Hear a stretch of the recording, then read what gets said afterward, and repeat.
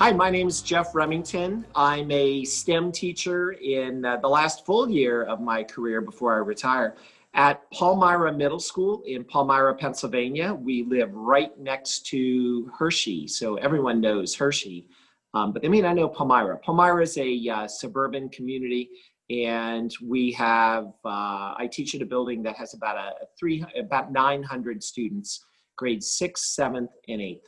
So I'm going to roll you back from now in the middle of COVID in October of 2020 and take you back to March.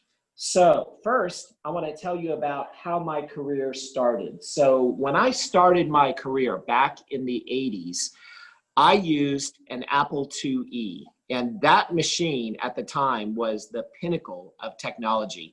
And it even took probably a few years after that until the internet came into full swing.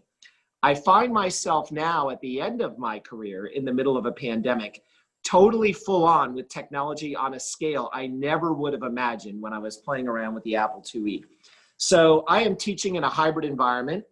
If you look behind me, you'll see what my classroom would look like in a hybrid environment during COVID. Kids are socially distanced. We are a one-to-one school. Everyone has iPads. So there's no sharing of materials. It's what I would call the new low-touch economy. But we are all masked. So for me, I would be wearing my mask while I'm teaching.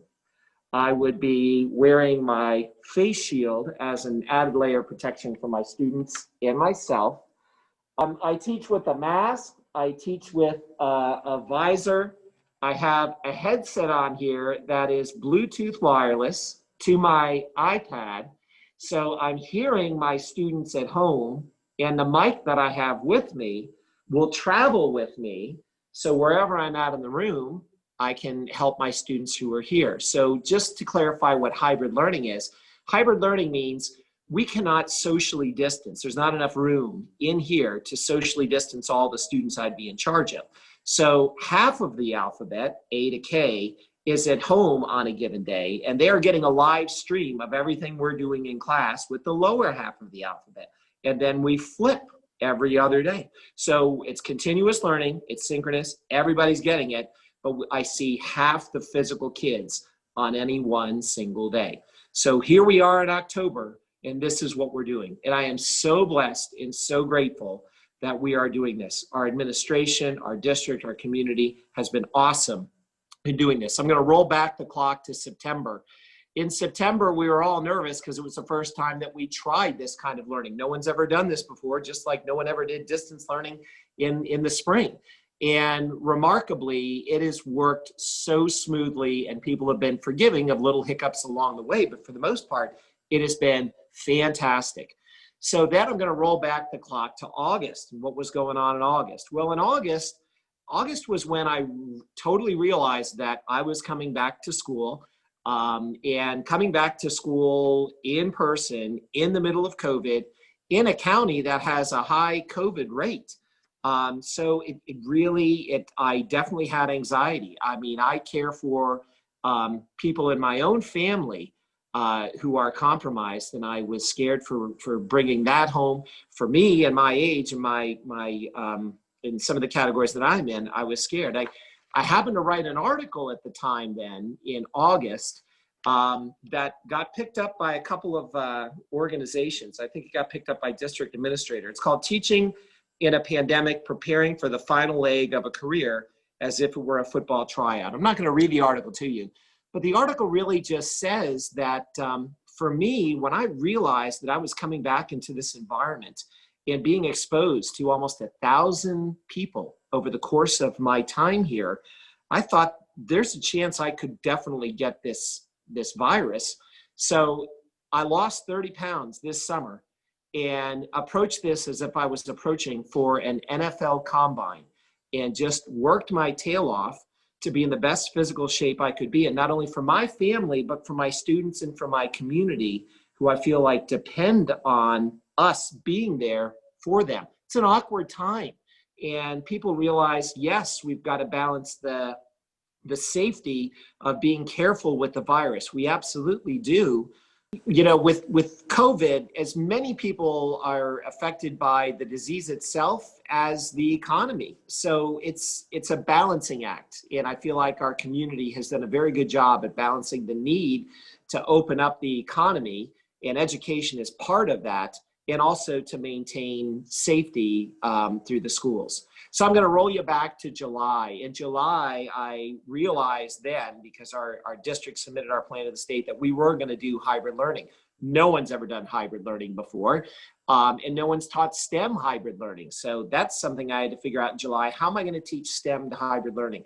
So what that's going to mean for me as a STEM teacher, I thought in July, STEM is all about hands-on collaboration. We do really heavily engaged projects, lots of building, lots of sharing of materials, lots of robotics, lots of videotaping, green screening, all that stuff where those bodies are intermixing. None of that could happen now.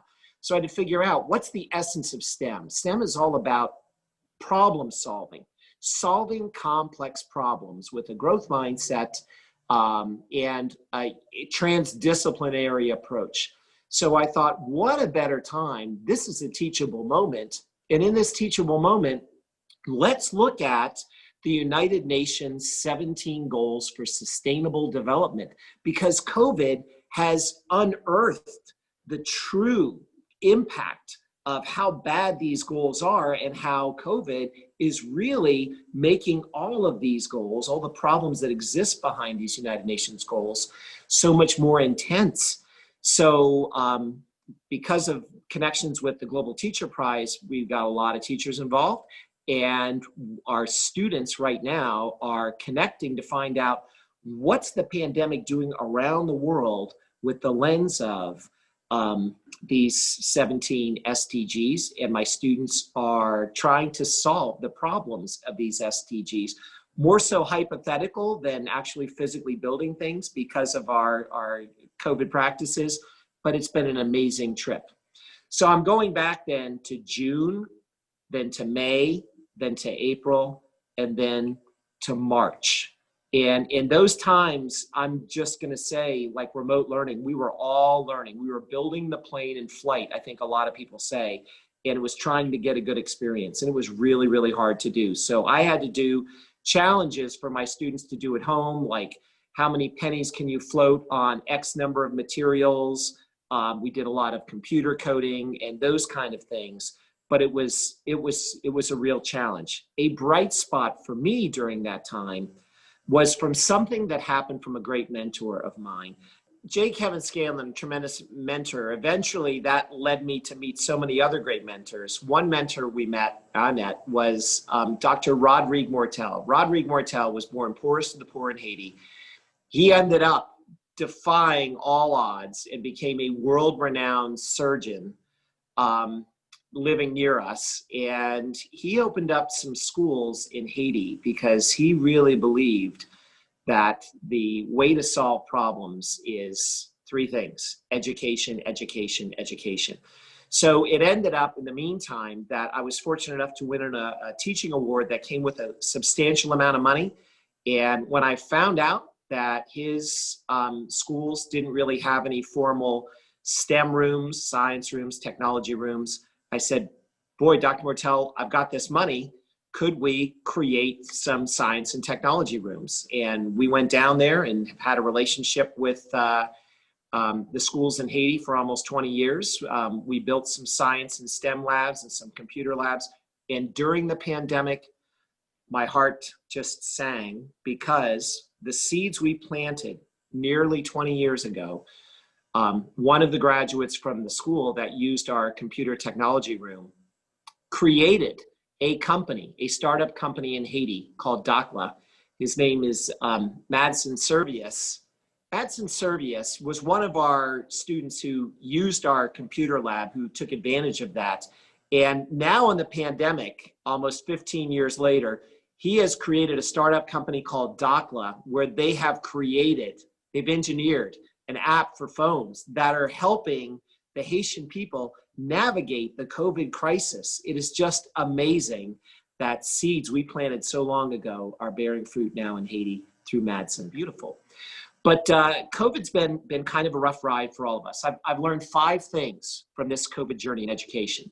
So lesson number 1 was treasure your students and be fully present with them when that opportunity arrives. I think we all found out when we were remote learning, we lost kids. We lost kids in a deep way, and we found out how ultra important it is that we have those physical connections. So now, so grateful for hybrid learning because I get to see my students physically every day or every other day. And my priority has been, let's build relationships. Let's get the relationships going first. Very important. Lesson number 2 has to do with navigating politics.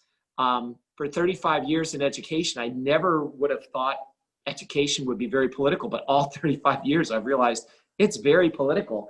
And right now in the United States, and especially with COVID, I mean, we just get so many flyers. Students should be back in school. Students shouldn't be back in school. So navigating the politics is tricky, but at our heart, teachers are servant leaders, and that's what we need to do. We need to get above the fray or below the fray of the politics and just be servant leaders. So this pandemic has taught me that more than anything. Small things you do in your career have big impacts. And my story with Madsen Servius, that's it. And there's so many other instances that I've been seeing during the pandemic that I didn't have a chance to see. Maybe my eyes weren't open, but like I had time to see the seeds that I had planted along my career bear fruit because I took the time to look for them. 4th thing, we need system change.